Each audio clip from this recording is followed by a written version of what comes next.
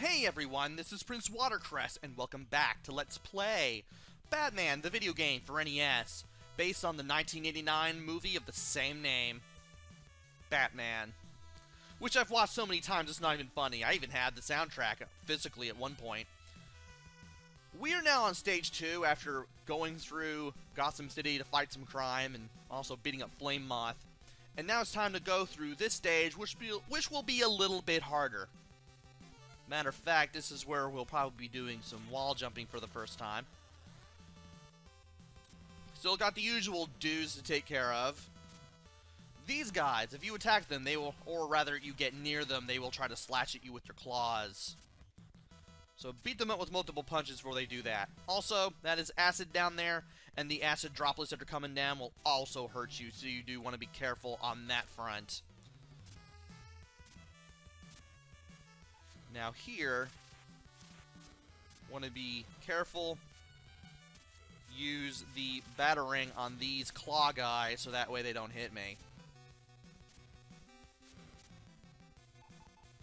And can I get close enough to these guys? Yes, I can.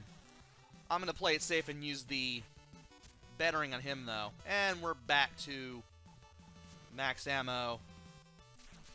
Go ahead and take care of this guy. And now it's time to do a wall jump. When you jump, hold the control pad towards the wall, press A, Batman will do a wall jump. You'll have to be careful with what you're doing to ensure, ow, that you can make wall jumps like that one better than I did. And I'm going to wait on this little spike thing to move out of the way. Why am I doing horribly? That just ruined everything as soon as I ran into that guy. Wow.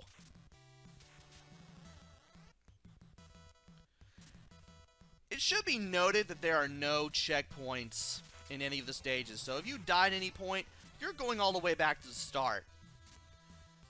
That's no good, especially in the later levels where things can get pretty tough.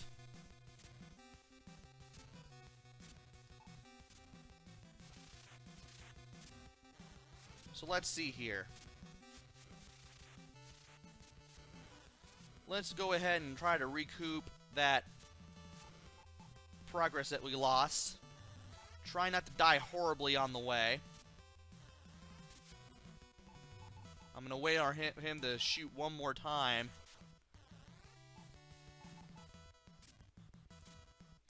I'm going to wait on this spike tank here to move out the way. Now let's try this a little better. There we go. I should have done that earlier. There we go. I should have taken care of that guy with the batarang. That's what I should have been doing. Learn from my mistakes the easy way. That's what my videos are for. And now it's time for Stage 2-2. Let's get our health back to full here. And that stuff that looks like electricity is electricity. Guess what? It hurts. Don't run into it. And we got this thing. Thankfully, as long as you know what you're doing, you can fight this thing fairly well with the batarang. And these things can be destroyed.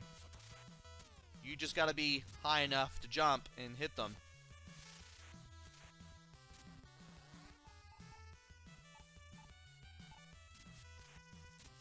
And I'm going to use the shurikens to get rid of that thing. Different weapons use different amounts of ammo. The batarang uses 1, the gun uses 2, and the 3-way shuriken uses 3. The gun and the shurikens can be more powerful than the batarang. You just gotta know when to use them. And now, you're gonna have to alternate between pressing and holding the button and watching Batman's elevation, so that way you don't run into any of the sparkling electricity that are going through these metal wires here. Sometimes you may have to tap for a light hop. Sometimes you'll have to hold the button for a great big leap, but as long as you know what you're doing, you should be able to get through that no problem. Ooh.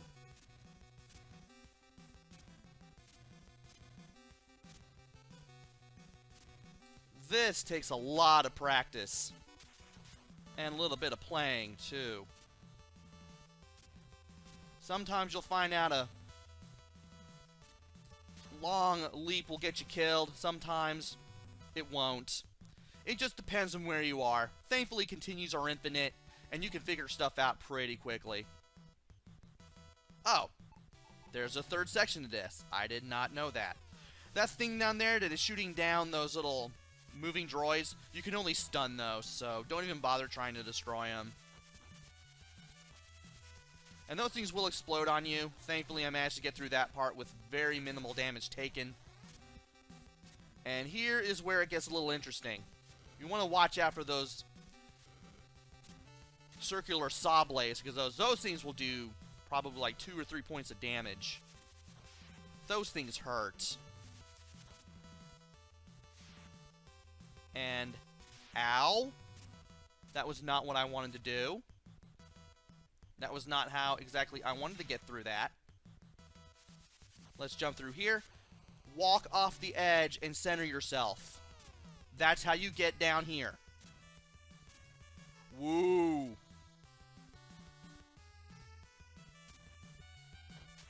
Let's see if I can punch that thing to death. Yes, I can. Good. And that guy disappeared. Can we get him to come back? Yes, we can. We can get all these guys to come back. I think. That's cool. I want to see if I can refill on health. The trick is not to stand too close that you accidentally touch their head and get hurt. So now I'm just getting bonus points when I really want health. There's one heart. There's another one. Can't believe I'm doing this, but... well, what else can you do sometimes? Maybe I have to go back a little bit just to get him to show back up again. There he is. This is probably the safer way of doing this. Getting these guys to show up and come back. This is a good spot to farm for stuff in case you need it. Very good, safe place to do it. In case you need help for the boss. Because these bosses, as cool as they are, they can be difficult. This is a very difficult game, in case you were not aware. Or you've never seen anything about this game in the history of ever. Because, hey, somebody doesn't know, right? But, despite the fact that this is a difficult game, this is still a good game. Even if this game leaves you frustrated, tearing your hair out and throwing controllers at the wall. And questioning the decision that you made to play this game in the first place. That's how it is with Batman the video game on NES. And while it may be hard, it's actually one of the best Batman games out there, along with Batman Returns for Super Nintendo and some of the open-world Batman games on later consoles, such as the 360 and the PS3.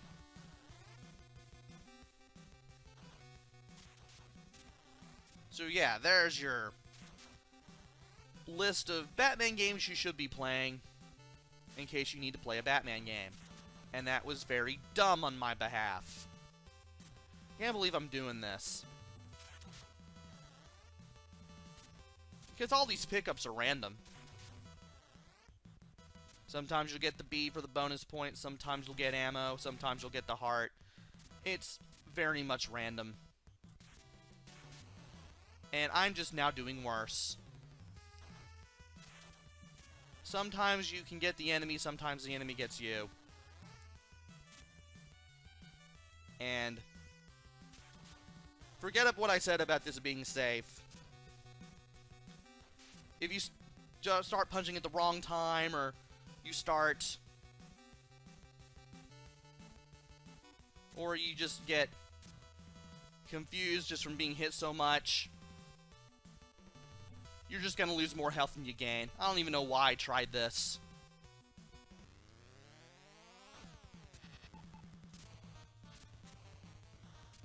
Anyway, here's the boss. This thing that's directly across from me that's shooting at me, it shoots too low than too high. Make sure to duck every time you shoot the gun at it. That way when it shoots high, you'll have enough time to shoot the gun. Now. Oh yeah, I should, just to be clear, jump low, duck and shoot high. And I died there, but that's okay.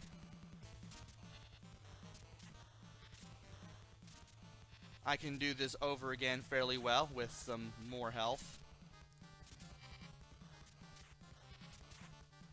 And by ducking when I shoot at these turrets that are directly across from me, I'll be able to destroy both at the same time as opposed to just one.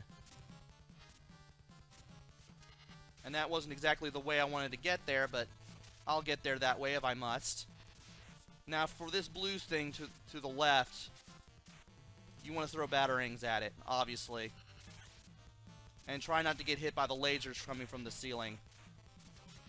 There we go. Now get close, but not too close. Duck to avoid the three-way shot. If the thing misses you completely, you've stood in the right spot. Punch that blue light to the right there, and you should be able to beat the machine intelligence system that protects Axis Chemicals, which was where we were in Stage 2. After that, we get a cutscene where we meet the Joker, who gives us his signature phrase, and then we're in the sewers for Stage 3. But that will have to wait until the next video. Join me next time when we go through Stage 3. It's only going to get harder from there. Until then, this is PrinceWatercress. Take care, stay safe, and thanks for watching!